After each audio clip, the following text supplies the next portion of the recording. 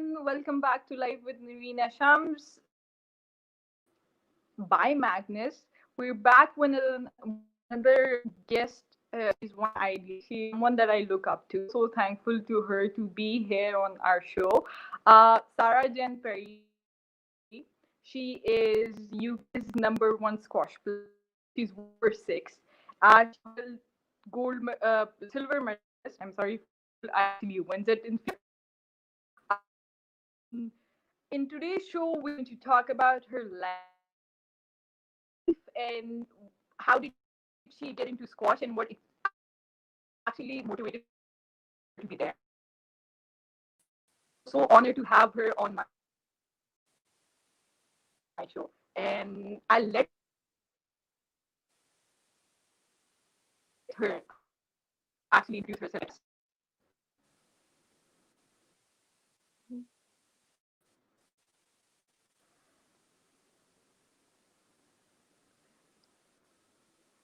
Oh, hello.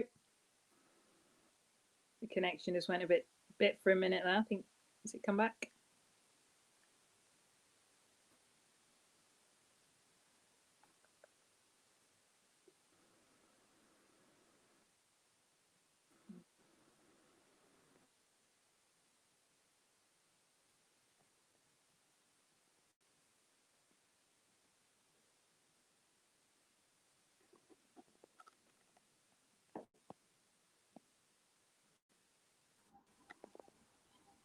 Hi, sorry, we're having a bit of an issue with the connection here. I think Noorena is going to be back shortly, and we'll resume the interview. So, how's it going? How's everything with the lockdown and everything? The lockdown here is starting to ease a little bit. There's some light at the end of the tunnel.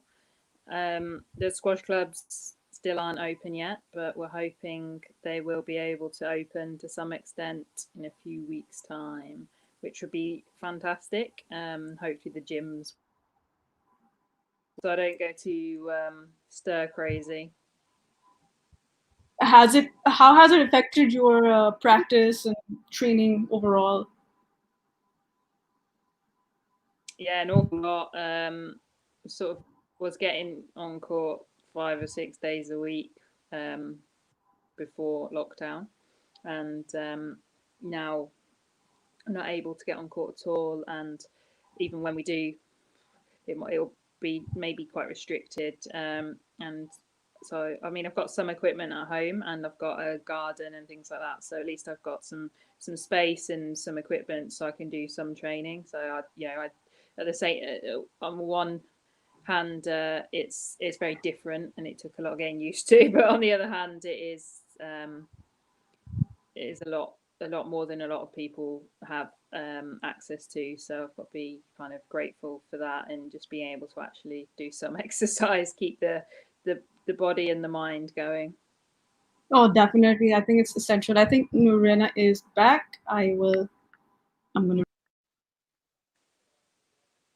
Hi, I'm back. I'm sorry for my internet connection. This is something very frequently happening, but I'm extremely sorry for that. And we're back to our show, and I will let Sarah actually introduce herself. I'm extremely sorry once again. Sarah, can you just tell us about yourself? I'm extremely sorry. Yeah, no problem at all. So yeah, I'm Sarah Jane Perry. As I think you said before, it cut off a little bit. I'm UK's #1 female squash player. I'm currently ranked #6 in the world, which is also my highest. And so my sort of highlights probably include a silver medal at the Commonwealth Games in Australia 2 years ago. Current British champion, British Open finalist, and world team champion a few years ago now, back in 2014. So I'm that's Warwick so University much. graduate. Yeah, I mean, the way you actually say it, it's so casual. I have done this, I have done this, I have done this, and that's it. I mean, that is so inspiring and amazing at the same time. So I'm going to start with my questions of personally, since I look up to know how exactly started squash. Was it something that started at school, or your father or your any of your friend actually encouraged you to the sport? What exactly reason? How did the passion, and did you think of taking it professionally when you were young? Okay, where to start? Let's start at the start. So my dad used to play at the local club, just on the sort of teams and things there. So when I've got a twin brother, and when we were about five, maybe 6 years old, my dad started taking us down to the squash club where they did some lessons for kids starting around that age. I also used to go to tennis lessons as well, starting around the same age. And then, so he was kind of, I guess, where I first got into squash. And then as I got older, we moved house and I started playing at a different club at about 8 years old. And the club was a little bit bigger, but there's a lot more squash players there and a lot more juniors and things like that. So I got to practice and train with a group of kids around my age. Actually, pretty much all of them boys. So I was kind of part of a group that all pushed each other along until probably from the age of about eight until about 14 or 15. There were sort of 5 or 6 of us that used to play a lot together. So that was really good. I started playing tournaments probably when I was about, I think, 11. Just some really local tournaments, and also the same with tennis. I used to play a few little ones as well, but I didn't do very well in the tennis ones, and I did okay in the squash ones. So squash, I suddenly liked squash more because I wasn't losing as many matches, but I was still far from one of the top for my age in the country. I wasn't one of those at all for a long time. But I just loved going to the club, and I had friends at the club, and just loved going down there and practicing and things like that. And me and my brother used to go down all the time in the school holidays together. We'd take our tennis rackets, our squash rackets, and just play both. And that was how we would sort of fill our days. So I used to spend a lot of time on court from quite a young age, really. I think as I got older in juniors, I kind of got more and more passionate about it, and that led to actually taking it a little bit more seriously and training a bit more around squash to be good at squash rather than just playing squash, because I really didn't enjoy that side of the training, and it's still not my favorite bit. I still love to play squash. The training facilitates the playing, and it's definitely that way around. I'm not a lover of training. I do it to be able to play how I want to play. And then as I got older and I got more passionate and enjoyed it more, I kind of started to improve and started challenging the players a bit further up in the kind of England rankings and for my age. But even though I was one of the top juniors towards the end of the under 19s, I still didn't actually consider it as a career until right at the end of my university degree, really. I'd had a bit of I had like a chronic knee injury from about the age of 15 until even after I finished university, it was still there and had to be treated. So I wasn't actually sure if I was going to be able to play and train and compete full time. So I did what everyone else was doing at the end of university and applied and got a graduate scheme. I had the contract in front of me and everything, and made a decision about a week before my final exams that I wasn't going to take that job. I was going to try and play squash, and the rest is that last 9 years of that you can read all about.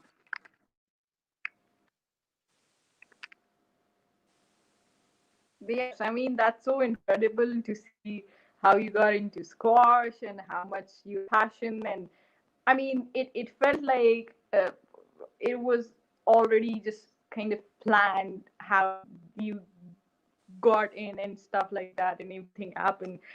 There are so many things that people assume that since you are in a developed country, there must not be so many difficulties for you to actually encounter. But I definitely, as a squash player and a female, I know that how much harder it gets for any sort of player to get into this kind of profession. How exactly you had those kind of difficulties, and how did you encounter them? What kept you going? This is something that we all, as I said, we assume that since you're in the UK, I wouldn't say that, okay, fine, she has the same problem as mine, but at some extent, there are so many problems that you guys too face. So, were those difficulties, what were the biggest ones that actually fared? Or you just didn't want to face them, but you did, and you just encountered them just like a boss? Thank you. I think for me, I think there's a couple that kind of spring to mind. Really, I think one of them would be kind of um, the societal expectations, and I think there's still, it's less so now, but I think there is still there kind of a stigma attached to being an athlete as a career for a woman, and I don't think that's ever been present for men, and I think it's getting less so for women. But I think that's one of the things. It's not necessarily seen as a career that a female should be like really striving towards, and should be um, a role, almost like a role model for. And actually, there was certain role models that I saw in sport that kind of showed me that, me personally, that it was.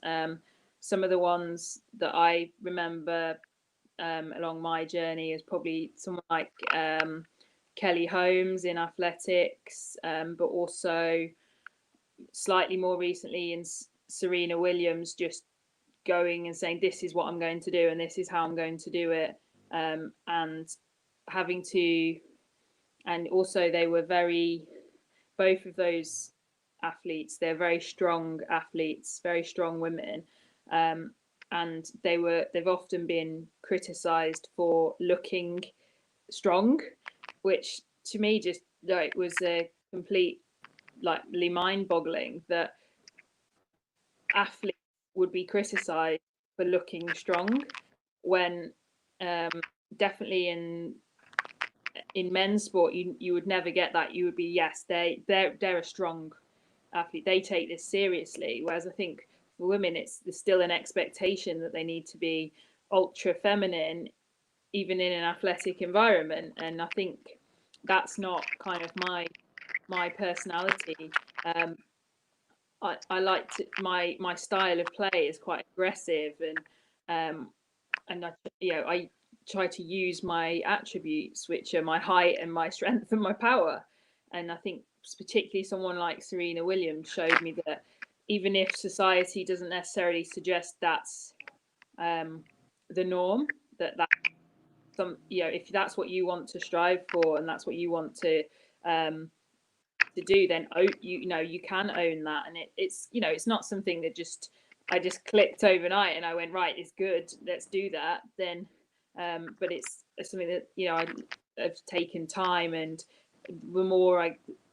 the older I get and the more I go through my career, the more I really think that. And I kind of, anywhere I speak to people, a group, particularly young people, I try and tell them to kind of find their strengths, whether it's physical strength or another attribute that they're really good at, and kind of build on that rather than trying to be someone else.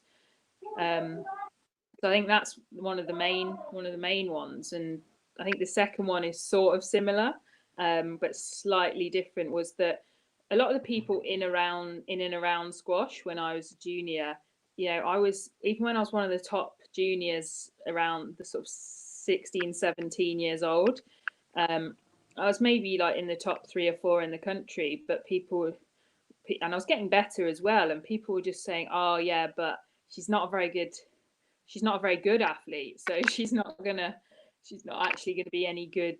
You know, there's no way if she turns professional that she'll be any good."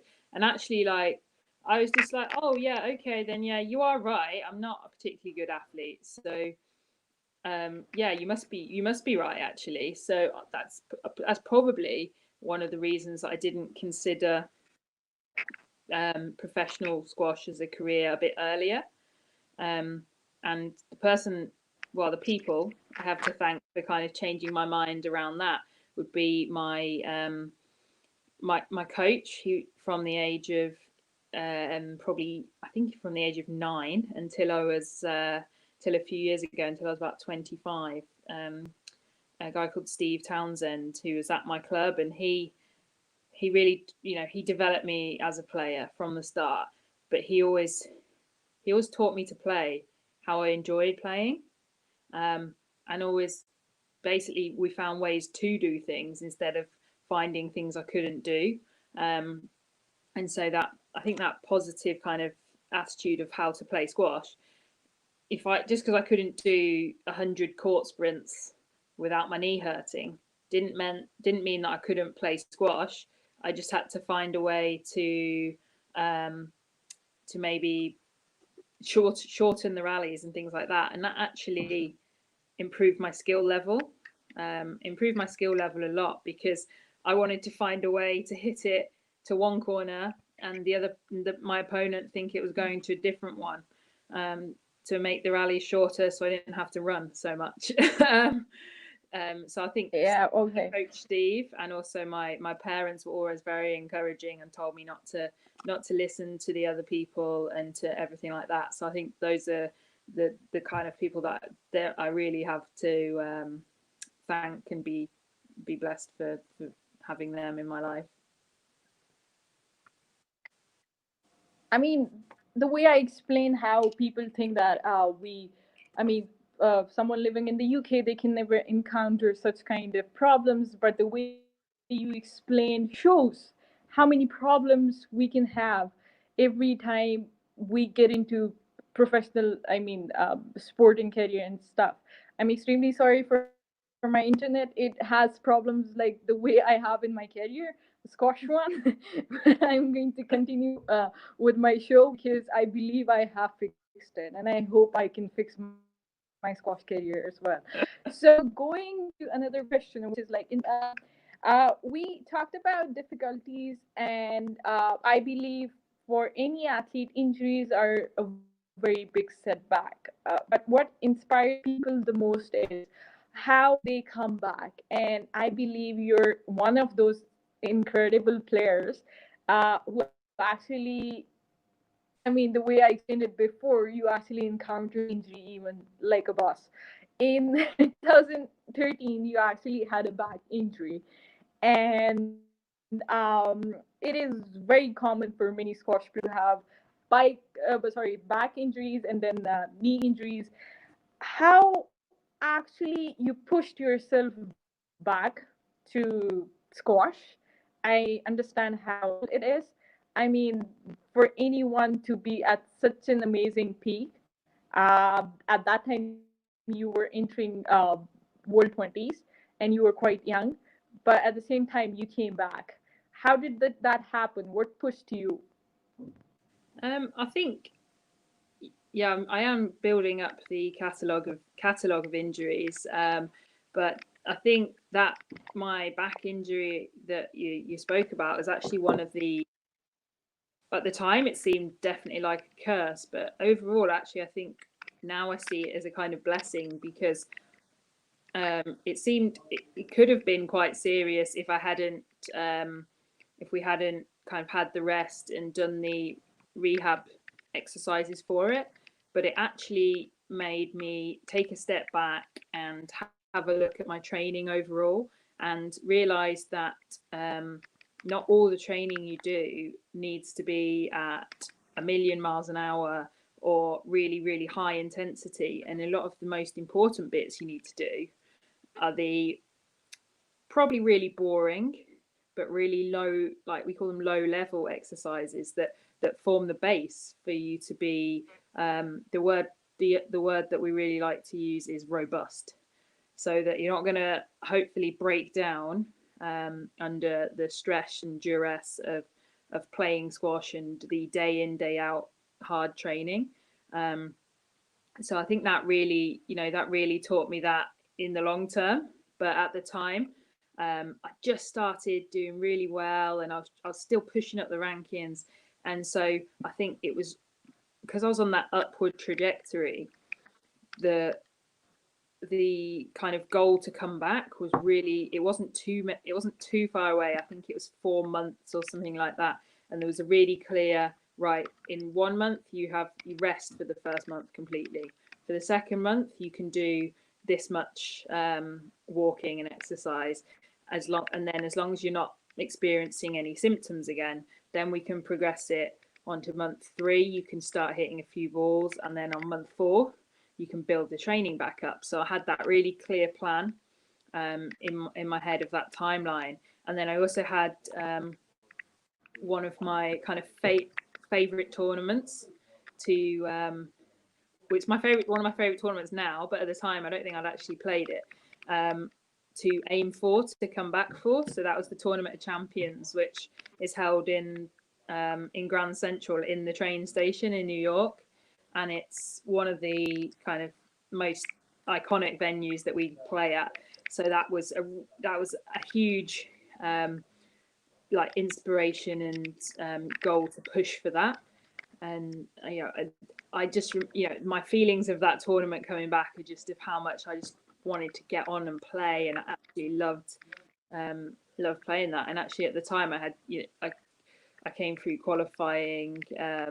I mean, it was so strong. I had to play Omnea Abdelkaoui in qualifying, which is insane, and just took it in my stride and then played this tournament. And so I've got great memories of that tournament. I think finding something to aim for and having that goal really helps, and breaking it down as well, because 4 months is a long time, as this lockdown has shown us. To not play squash for, to not have tournaments for. So being able to kind of chunk that into different sections and go, right, this is my goal for month 1.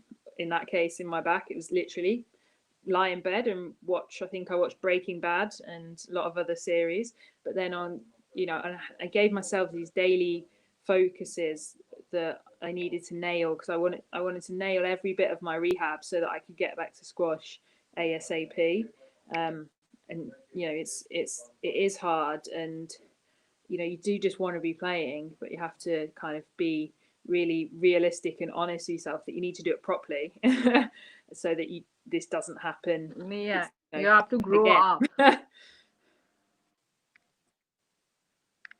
Yeah, you have to tell yourself you're grown to actually know the realities of life, and injury is one of those that your body is not that good to handle stuff.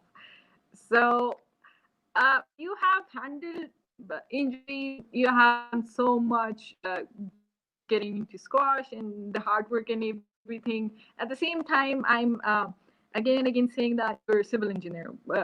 It's very inspiring at the same time, because being in STEM, it's STEM women and STEM students, and we all know that it's extremely hard to actually balance. So how did you manage to balance between a professional career and being a civil engineer? I mean, at the same time, or student. So how did it work? In reality, I think, like I said before, I wasn't actually thinking about playing professional squash when I entered university. All my friends were going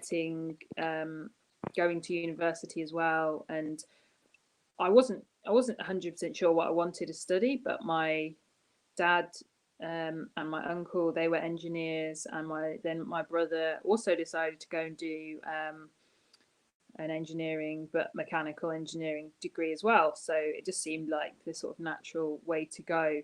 I wouldn't say I balanced out the squash and the engineering very well, though. I didn't, to be honest, I wasn't actually trying to that much. I went to university to immerse myself in the study and that kind of life for a few years, and played on the field hockey team as well, which was great experience. I made a lot of friends through that as well, and squash kind of did take a back seat for those few years, but that was almost because I chose for it to. There's plenty of players that have shown you can do both. It does take a lot of dedication, and you probably miss out on a lot of the kind of university life that most other people have and want. But I chose to at that point I wasn't thinking about playing full-time squash, so I chose to kind of just do university how I wanted to do it and see where it went.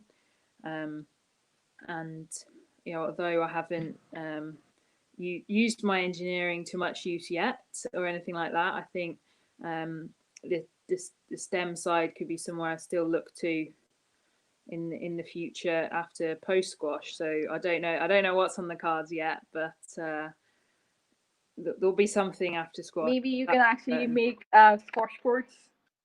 Maybe in the future, maybe you're the one actually designing the squash courts. Maybe I can make like a pop-up style squash court that goes up. It's a lot of work to put the glass ones up and down. So maybe we can design one that goes up and down with a click of a button. Yeah, so that is going to be like.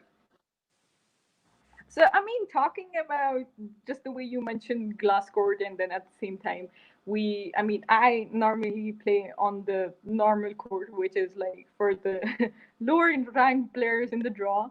Sometimes I do feel very bad, but at the same time, I feel very inspired at the same time and motivated that if I do well, I'm going to play on the glass court. But this one time, I actually played on the glass court, and the ball actually, as Ali Farag once said, that it is very honest on the glass court. It actually gives you what you hit. So could you just like explain how hard is it to handle or get used to the glass court? Definitely for the first few times you go on the glass court, seeing the ball, it takes a while to adapt, because on a normal traditional court with plaster walls, the plaster walls are usually like white or cream and the ball's black, and then all of a sudden you go onto a glass court where the walls could be blue, green, pink, purple, red. I don't know if there's any other colours I played on, and the ball's white. So, and depending on the who's made the glass court and how it's been coated and everything like that, it depends actually how easy it is to see the ball. But also things like the lighting around it can really affect it. So sometimes it does take a bit of a little bit of a hit of a practice on the court to really be able to see it and get your eye in. I remember I think the world teams in China a few years ago, they made courts specially for it in China, and the whatever sort of paint system they'd used on the inside, you could still see in, which is the aim, but from inside, it was like you were playing under strobe lights and the ball was going. So it was that was challenging, that one. And I think some of the players, to start with, we thought it was a bit of jet lag, but turned out it was just the court. Yeah, I mean, and at the same time, I remember the Australia one, the Commonwealth. It was pink. So how did you feel about it? Because playing on a pink court, I mean, that's a very different color. And then the British Open is basically the blue one. So which is your favorite color? I think the to play on. Whichever one I do well on. So I've done okay on both of those. I think I think the court that looks the most amazing is the one owned by Ziad Al Turki, chairman. It's called the Z Court, and it's like a dark purple with pink lines. And when it's lit up, ready for play, it just looks amazing, and on the TV, like the lines and everything, they just look really, really good, and it looks really modern.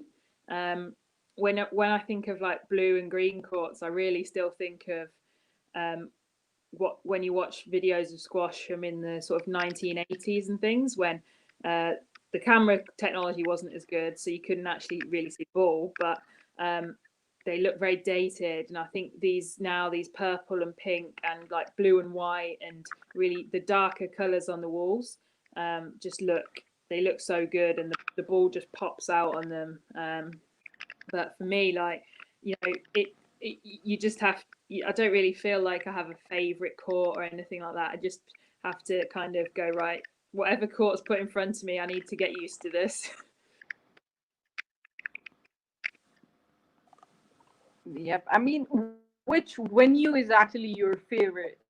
I have the Cairo ones, the pyramid ones that look so fascinating at night. And sometimes when someone asks me that, have you ever seen the Premier League and stuff? And I was like, the beautiful thing about squash is we even provide a background. So I don't think so any other sport can do that. We actually have a wallpaper at the back where we play in front of it. So I mean, one is the Cairo one, and then there is for us the Grand Central in New York, and then the China Open, and then we have one in France. Which one is your favorite? You actually love playing in front of? Well, I've not actually. I've been to the China Open, I think 4 times now, but I've never actually made it onto the grass court, because even I think you have every year I've been, I would have had to have gotten to the semi-finals to get on the glass court. And although it looks amazing, I haven't actually played on it, so I can't really comment on that one. But I think there's something really special about playing in Grand Central, and just the buzz and the hype around it. Everyone walking past like, oh, what's this? Let's go and have a look. And then you see people stood there for like an hour watching, because they're just mesmerized by something they may not have ever seen before. And especially in somewhere like America, where squash has traditionally not been a very big sport, and it's really growing, and New York's one of the hubs. So for people to be able to just see live world-class squash without actually having to pay or even meaning to go and watch it, but they stay and watch it anyway, is just pretty special. And yeah, the atmosphere, I don't think it's the same as anywhere else. Oh, okay. So, as again, I said that we assume that someone in the developed country actually might not face the discrimination like us. But I have seen that UK has many other sports as well, just like soccer. You can say football, tennis, and cricket. Of course, we actually share something very common. So, did you or any of the top players like Laura Massara or Nick Matthew or anyone, did you guys actually feel that discrimination at some point where you thought that we should have we should have chosen cricket over it, or maybe football, or maybe tennis? Did you ever feel that? Not most of the time. Only when there's something really expensive that I want to buy and I can't afford it. Then I wish I'd chosen tennis. But I really don't. I don't think. I don't. I think squash and tennis, although they have their similarities, they're very different. And I don't think I definitely wouldn't have got anywhere near the same heights of tennis. But I think you do still, like you say, there is. Unfortunately, in Britain, we're so good at so many sports, and there's so many popular sports that squash often doesn't get much sort of media coverage or anything like that. And you see it right down in things. So even, I mean, we have our sort of Queen's birthday honours list and things like that, where a lot of sports, if the high profile sports, as soon as someone becomes world champion, they get honoured on the list, and they become like an OBE or a CBE or or anything or something, or one of those.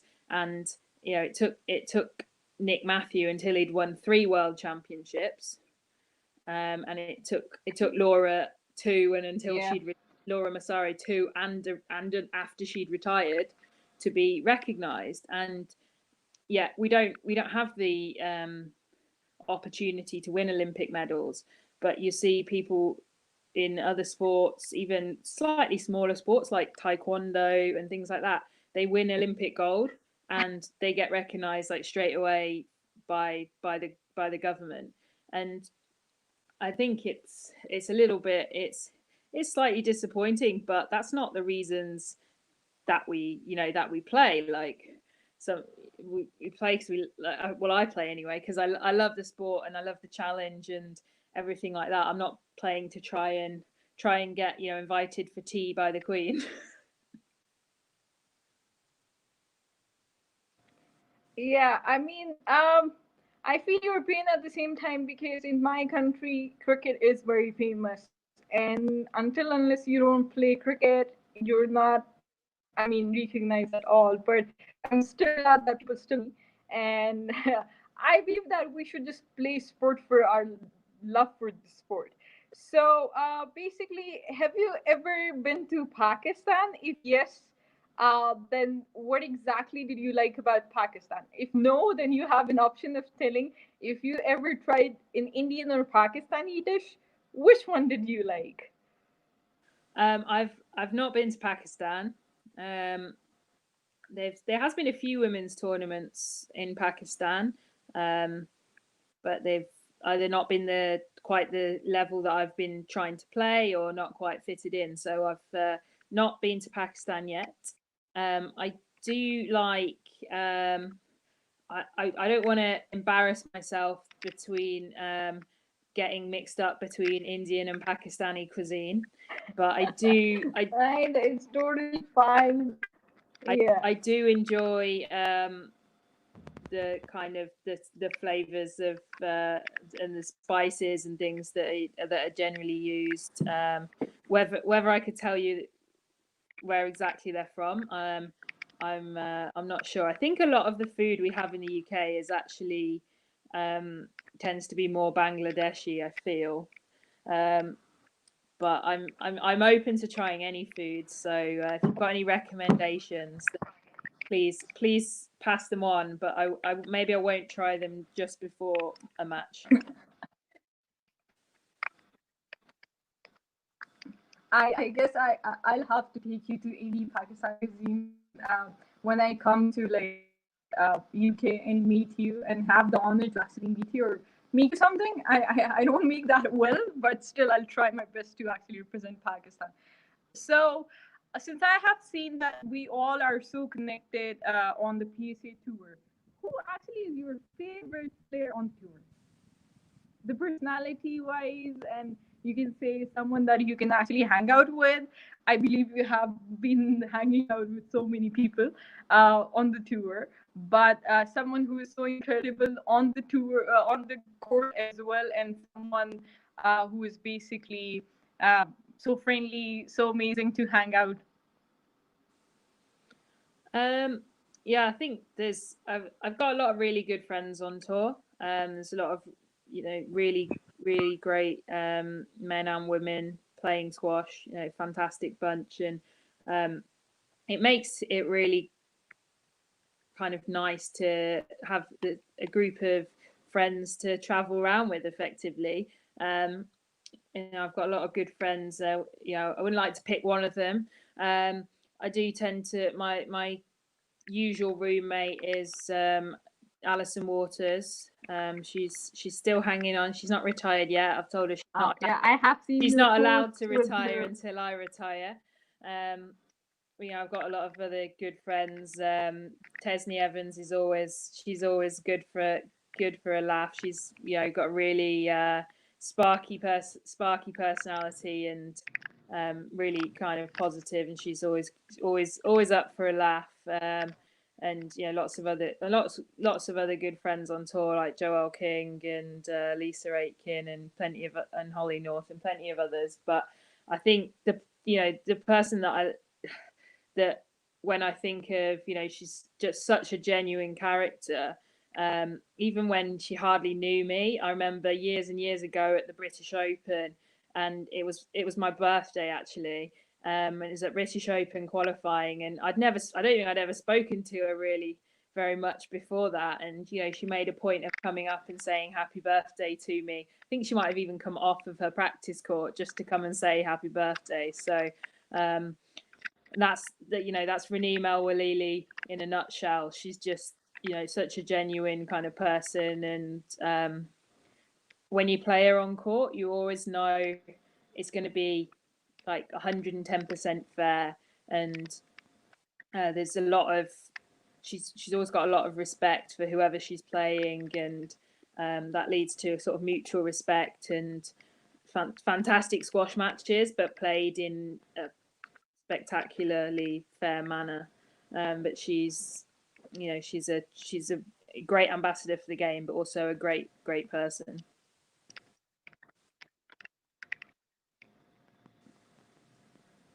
So I'm not going to make it so long. There were a few questions.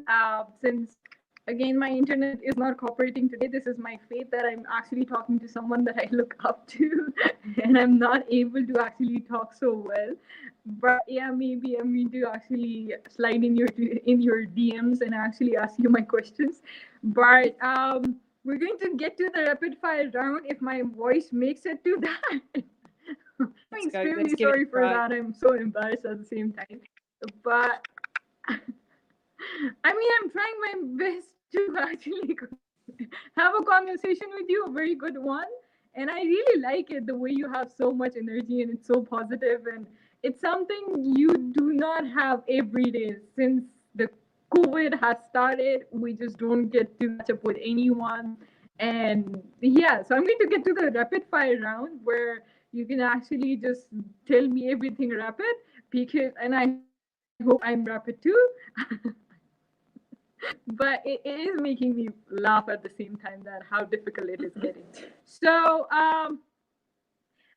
so the first rapid question is, you have to be very rapid. If you could be any animal, what it would be and why? Any element? Yeah. Is it, I think the only element for me would just be fire, really. I think fire just I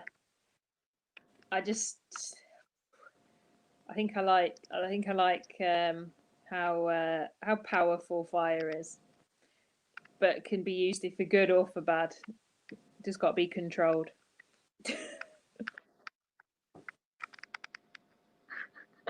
Okay, who is your favorite superhero and why? Definitely Wonder Woman. Any superhero, like Superman or anyone. Definitely Wonder Woman, because I think she just, she's just like the ultimate boss. Just doesn't take any rubbish and just gets on with it and gets it sorted. She just gets it done. I mean, she's like, okay, fine, I'll just do it. And I don't have to fly or something. I just have to do it. And if a movie was made on your life, who would play it? Ooh. Who would you like to play it? I mean, your role. Well, if we get one. Yeah. If we're talking about, I mean, we'll just go with Wonder Woman. I think Gal Gadot. I think I'd be. It probably doesn't fit that well, but I'll go with Gal Gadot that plays Wonder Woman. I think she's quite tall and Amazonian, and I like to think that sometimes I can claim those.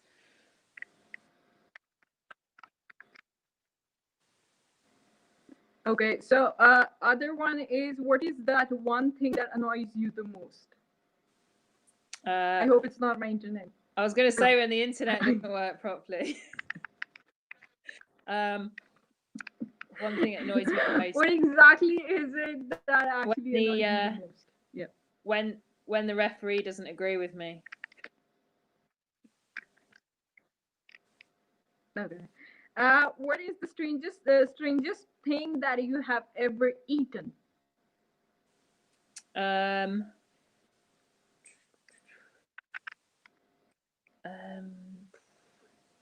Ostrich. Oh wow. I heard it actually gets stuck to your mouth or something. It The was very baby nice. I had ostrich? it. Quite like it just tastes like steak to me, pretty much. It's quite similar.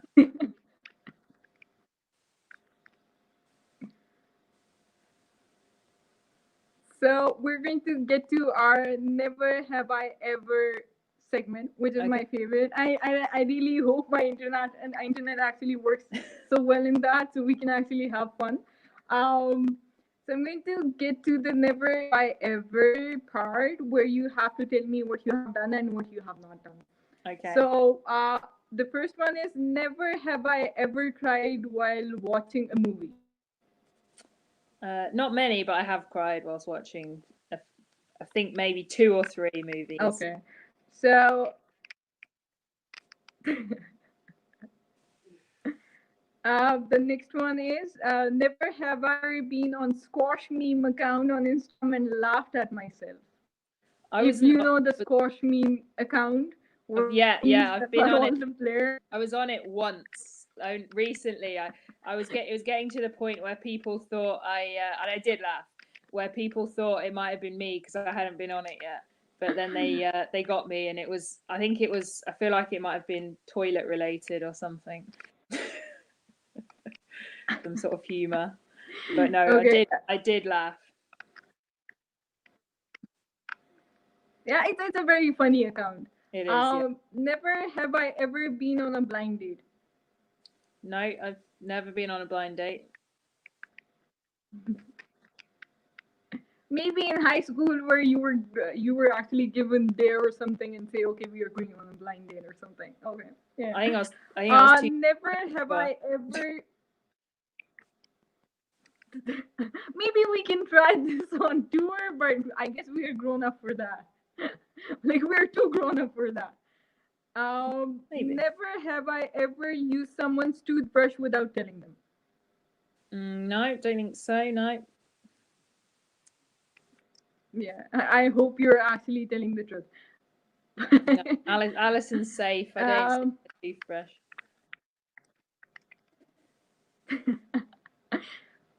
Never have I ever been kicked out of a bar. Kicked out of what? Sorry. Of a bar. I have been. Not for my behaviour, but for someone else. Oh wow.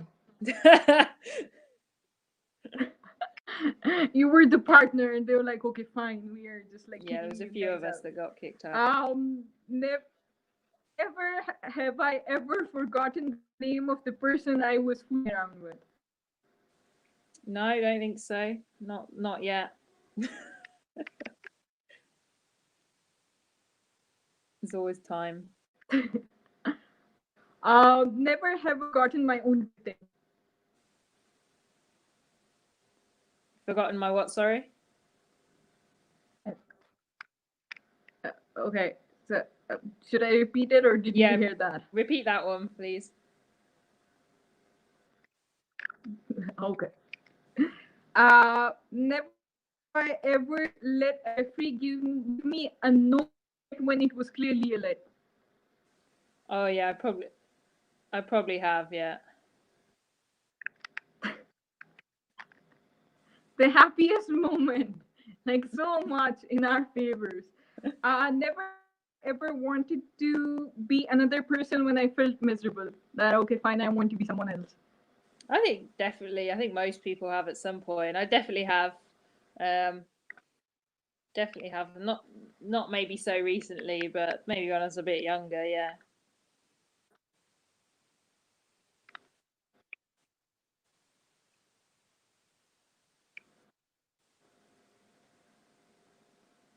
The last is my favorite, which is never have I ever hit a tin and let it go unnoticed.